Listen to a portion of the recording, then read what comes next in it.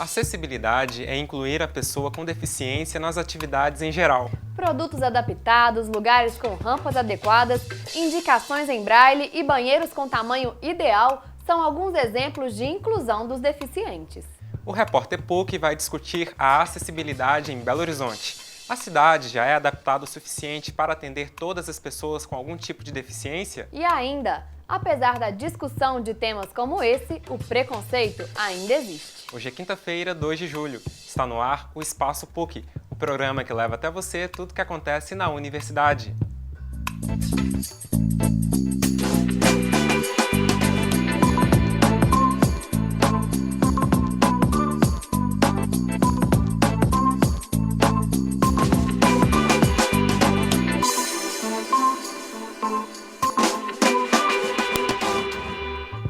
Olá! O Ministério Público de algumas cidades do Brasil possui um guia prático de acessibilidade.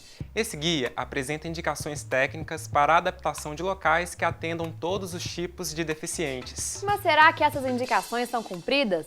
O que tem sido feito para que os cadeirantes, cegos e surdos possam ser incluídos nas atividades cotidianas? A nossa equipe foi até a associação mais acessível, a AMA, para mostrar as dificuldades mais comuns na rotina de um deficiente físico. E eu fui até a associação Louis Braille, onde ouvi o relato de algumas moradoras do Lar das Cegas. Confira na reportagem. A acessibilidade trata de incluir os diversos tipos de deficientes em serviços, ambientes, utilização de produtos e mercado. Apesar do termo ser muito utilizado, o preconceito ainda existe.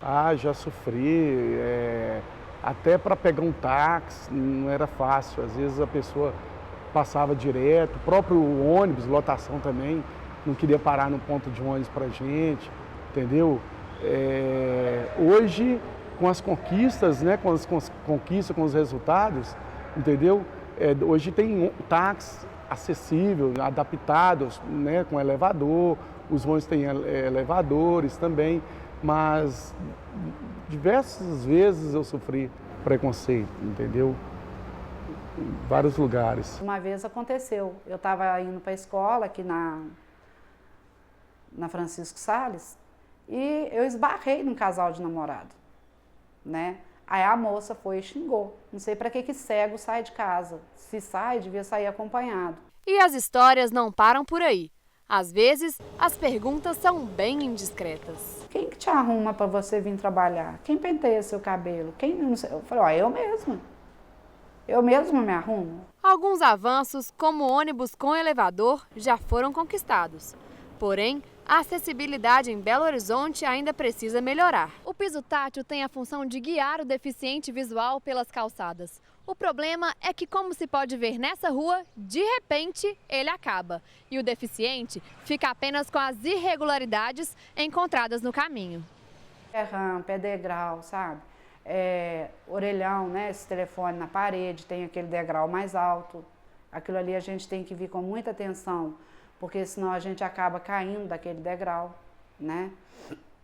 E também, assim, cadeira, mesa do lado de fora de barzinho, de lanchonete, mangueira, né, exposta assim no chão, moto em cima da calçada. Andréia se tornou deficiente física aos 15 anos de idade, por causa de um acidente com arma de fogo. Hoje ela é presidente da Associação Mais Acessível, e afirma que foi a própria deficiência que a incentivou na luta pela acessibilidade. Eu acho que a gente só conhece, só percebe a dificuldade quando a gente convive com ela, né? Seja gente deficiente, ou parente de algum deficiente, ou alguém que tenha alguma limitação, a gente só começa a reivindicar ou acordar para as coisas mais difíceis quando a gente realmente convive com elas. Mesmo com todas as dificuldades encontradas, a luta continua. E nem mesmo o preconceito inibe a conquista dos direitos. Todos nós sofremos, né, por ser deficiente, por sermos negros, por sermos bonitos, por sermos feios, né, por sermos obesos, por sermos magros. Todos nós já sofremos algum tipo de preconceito. Mas isso nunca me inibiu de estar, ou de ir, ou de fazer alguma coisa que eu queira fazer. Para fazermos uma reflexão sobre a acessibilidade na capital mineira, recebemos no estúdio Luiz Villani, que é analista de políticas públicas da Prefeitura de Belo Horizonte. Também recebemos Ricardo Malta, que é deficiente visual e professor do Núcleo de Direitos Humanos e Inclusão da Pró-Reitoria de Extensão da PUC Minas. Sejam bem-vindos ao Repórter PUC, muito obrigada pela presença. Boa tarde. Boa tarde. Para a gente começar, eu gostaria que os dois falassem um pouquinho para a gente. Vocês consideram que Belo Horizonte já é uma cidade acessível? Olha, Belo Horizonte é uma das cidades no Brasil que mais evoluiu em termos de acessibilidade, né? Mas a gente ainda tem muitos desafios para serem alcançados aí, que a gente ainda precisa superar algumas barreiras em todas as categorias de acessibilidade, não só arquitetônica, mas em relação à comunicação, à metodologia, o tratamento do próprio cidadão, né? Como que a população lida com as pessoas com deficiência, ainda precisa de caminhar em relação a isso. Professor Ricardo? Bem, eu particularmente acho que já foi feito muito, né, a respeito da acessibilidade na cidade. Lógico que tem que ser feitas várias coisas mais ainda, mas partindo do princípio que, né, eu acho que a acessibilidade não é uma função só do Ministério Público, só do governo federal, não só, né, do governo municipal, eu penso que o cidadão também tem que começar a ver, né, essa necessidade de acessibilidade, né, perto da sua casa ou então nas suas próprias atitudes, que muitas vezes o preconceito vem das atitudes do cidadão. Agora, a acessibilidade está sendo pensada, né, e a medida do possível está sendo implantada. Agora, que vamos ter, né, acessibilidade plena, eu acho isso muito difícil. Professor Luiz, qual que é a importância de que locais públicos, né, e transportes sejam desenvolvidos para atender a todos?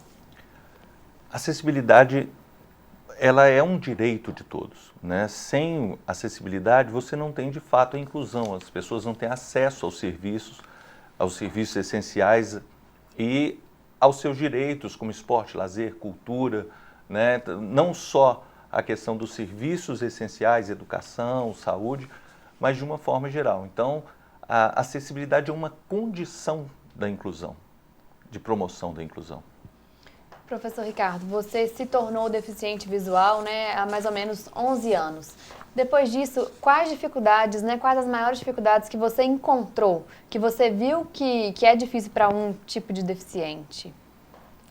Eu acho que principalmente são o transporte público, né, e isso aí desde o ônibus mesmo até o táxi, né, pensando também, tá, o próprio metrô. E eu falo essas questões mais de passeio mesmo, né? Eu acho que as pessoas são responsáveis pelo passeio em frente às suas casas, elas não se preocupam muito, né, em fazer eles, né, de maneira correta, né? Então, e principalmente as rampas do metrô, né? Aí não pensando só em mim, por exemplo, eu vejo que essas rampas, né, de acesso ao metrô, por exemplo, eu dou um exemplo aqui que nós estamos perto aqui do metrô da Gameleira, um cadeirante para subir aquela rampa ali, eu falo que ele tem que ter muita força no braço, ou então tem que ter um motor de Ferrari, se a cadeira for, né? E realmente, porque é muito íngreme, chega a se assustar. Eu brinco muito que se eu fosse mais novo, eu ia descer era de skate ela, né? Porque realmente ela é muito íngreme para se subir. Mas aí não vai só para pessoa com deficiência, né? Eu acho que uma pessoa idosa, para uma criança, dependendo da situação, também se torna difícil. Então, acho que a gente tem que pensar acessibilidade nessa questão mais holística mesmo. Luiz, o que a Prefeitura tem feito para sanar esses problemas relatados pelo professor Ricardo? Olha, em relação ao transporte, né, Belo Horizonte tem evoluído muito. Hoje nós temos uma frota de 91% de veículos dos ônibus, né, com elevadores adaptados. O MOVE, ele já tem o embarque no mesmo nível, que isso também é uma evolução em termos de parâmetros até internacionais, né? Isso facilita, mas é necessário a gente caminhar em termos de procedimentos, né? Como que é o encaminhamento e o apoio nesses locais, a gente ainda precisa melhorar esses serviços, né? A população ainda tem dúvida e alguma orientação adequada até em termos de segurança é necessário, e a gente já tem uma construção de uma política junto da BH Trans para discutir isso com uma técnica de referência que já acompanha essas demandas da população e busca construir junto com a população. Então, por exemplo, se vocês analisarem hoje nas estações centrais, você tem uma janela de libras nas informações. E as pessoas às vezes observam aquilo e falam, mas já está escrito a informação. Mas muitos surdos, eles não são alfabetizados, a não ser em libras. Então a janela é necessária, foi uma construção que partiu da comunidade surda, junto com a BH Trans, e nós conseguimos gravar aquela janela e inserir ela em tempo real nas estações. Professor Ricardo, outra coisa que você estava falando que pode vir aí para contribuir são aplicativos de celular, né, para incentivar o acesso tanto ao deficiente visual quanto ao deficiente auditivo. Como que eles vão funcionar? Bem, é quase realidade, não sei se o Luiz sabe, né?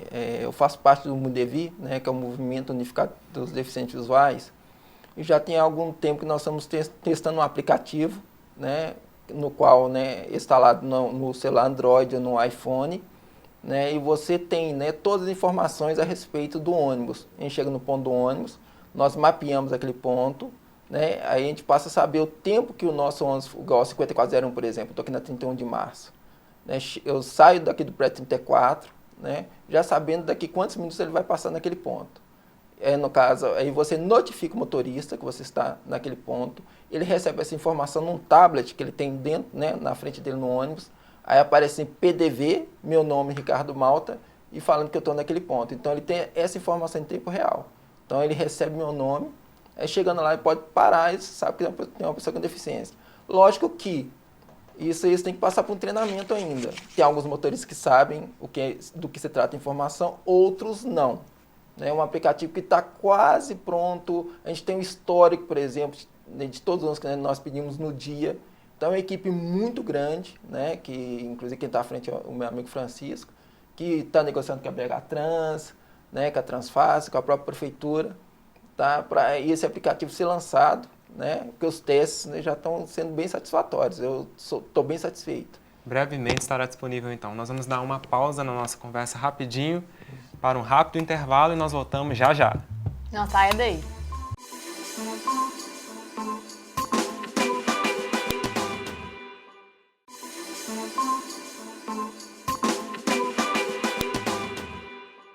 O Repórter PUC está de volta e hoje a nossa conversa é sobre a inclusão dos deficientes. Agora a gente vai apresentar uma pegadinha do bem.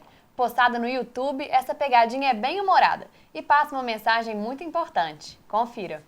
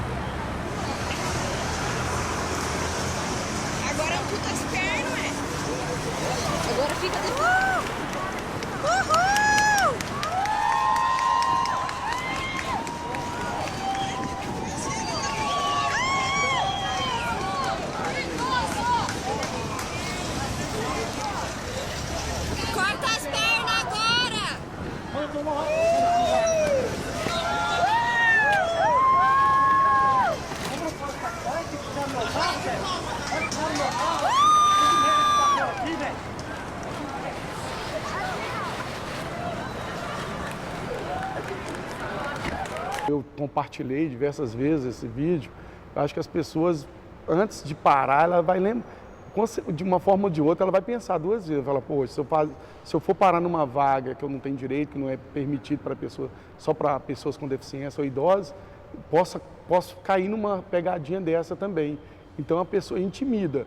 Eu acho que a pessoa vai pensar duas vezes antes de cometer uma infração desse tipo. Não é nada engraçada a ação em si, né? A gente acaba levando para um lado mais irônico, até porque o brasileiro é mais light para lidar com as leis, né? Então a gente acaba lidando com essa questão assim, rindo, mas ela não é uma questão tão light assim. A gente que precisa dessas vagas o dia inteiro, e às vezes está lá uma figura sentada lá dentro do carro na vaga, e aí você chega perto do lado e fala assim, e aí, seu carro é credenciado? Não. Mas eu não tenho como dar ré mais, eu tenho que dar a volta no quarteirão. Então as pessoas não percebem o tanto que isso atrapalha, né? A gente viu então aí uma pegadinha, né, que apesar de engraçada, ela leva uma mensagem muito importante.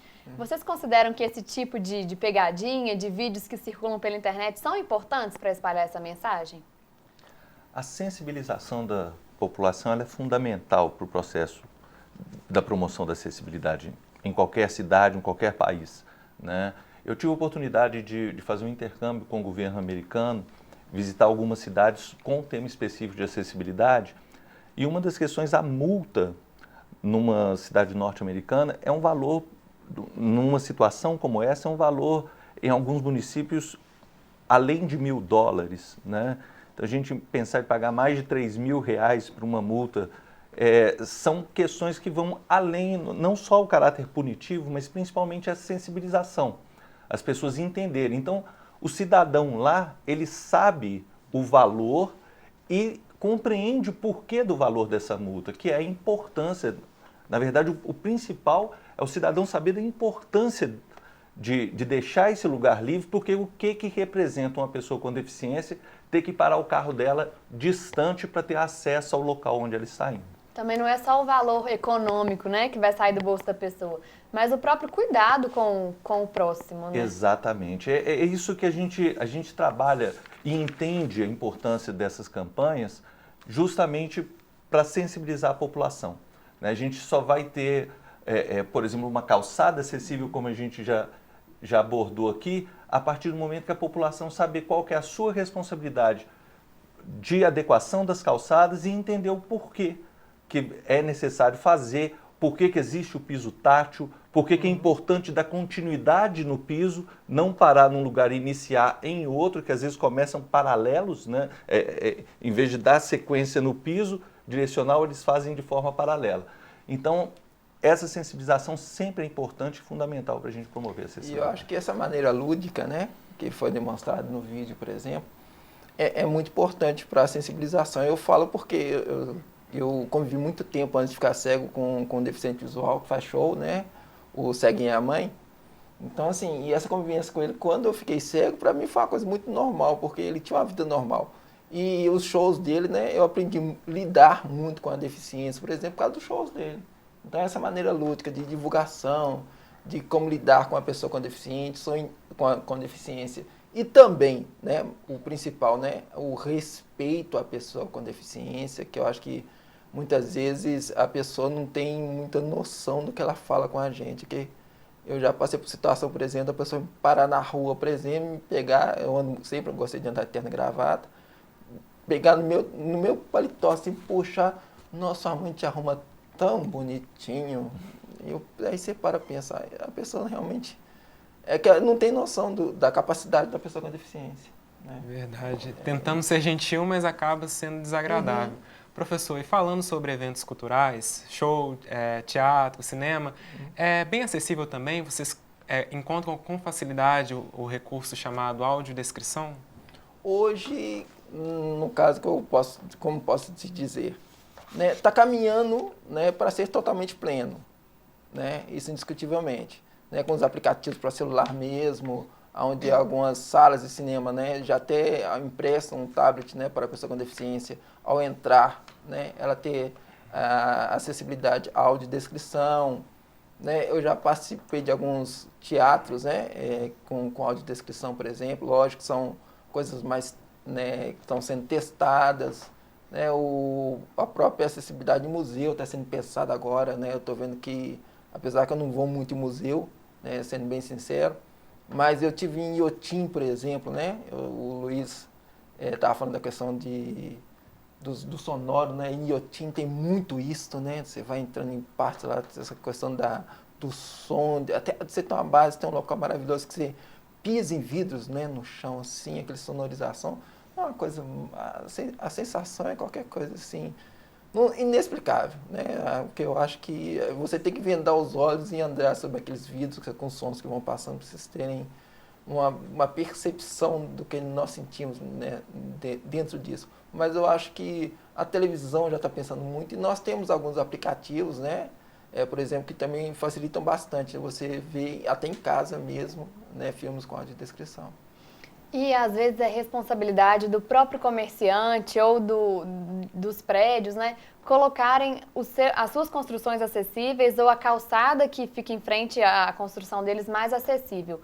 É difícil, às vezes, a pessoa assumir isso, não achar ruim de ter que fazer uma reforma, às vezes, para acolher todas as pessoas? A população ainda não tem consciência do que significa isso, por isso que a gente fala da importância da sensibilização. A Secretaria Municipal Adjunta de Regulação Urbana, ela já produziu uma cartilha, né, de orientação para a população e desenvolve hoje, dentro do programa Amar BH, uma política que hoje está mais concentrada na região Centro-Sul e a gente já percebe os resultados disso, porque a população já passa a ter o acesso e essa política com certeza será ampliada em toda a cidade, mas ela passa pela conscientização, né? As pessoas entenderem o porquê que é importante a sua calçada estar adequada, por que a lei né, ela coloca a responsabilidade para o proprietário, né? E claro, também o poder público também tem que fazer sua parte, onde é responsável. O hipercentro a gente tem avançado muito, mas agora a gente precisa descentralizar essa política. É um dos desafios que nós temos a prefeitura hoje. Inclusive um exemplo, né, assim, saindo do Centro-Sul, que seria a Zona Norte, por exemplo, a Avenida Vilarinho. Realmente eles tiveram uma grande preocupação, né, na reforma da Vilarinho, na questão da acessibilidade. O piso tátil está muito bem colocado, eu falo que eu vou muito em Vila Nova. Então, assim, aí é perceptível. Né? Um exemplo, eu sei que o Centro-Sul já fizeram bastante coisa, mas, assim, igual você está falando, a ampliação para as outras regiões é essencial. É importante porque todas essas novas obras e essas obras de mobilidade urbana que nós tivemos em função da Copa do Mundo mesmo, né, todas essas obras, toda a reforma a partir de 2004, que foi o decreto que regulamentou a lei de acessibilidade, ela exige que o projeto esteja já com aprovação em termos das normas. Então, já está sendo realizado essas obras totalmente acessíveis. Gente, muito obrigada pela presença de vocês aqui no Repórter PUC. Foi muito proveitoso, esclarecedor e as portas estão abertas para vocês voltarem mais. Obrigado. Muito obrigado, eu que agradeço pelo convite, a gente está sempre à disposição. Essa edição do Espaço PUC fica por aqui. Na segunda-feira eu volto às 4h45 da tarde, eu espero por você. E hoje é dia de encerrar de um jeito diferente. Esse foi meu último Repórter PUC e com ele me despeço da PUC TV. Foram 2 anos de muito carinho e aprendizado. Aproveito para agradecer a cada colega que passou por aqui, a cada profissional que me ensinou. Cinegrafistas, editores, operadores de áudio, estagiários e as nossas queridas chefes. Cada um deixou sua marca no meu coração. E a você de casa, até breve. E em nome da PUC TV Minas, Maria Helena, muito obrigado. Foi muito proveitoso estar com você esse semestre aqui, dividindo a apresentação do Repórter PUC. Muito sucesso de coração, você é muito talentosa e vai muito longe. Obrigada, Wellington. Até a próxima!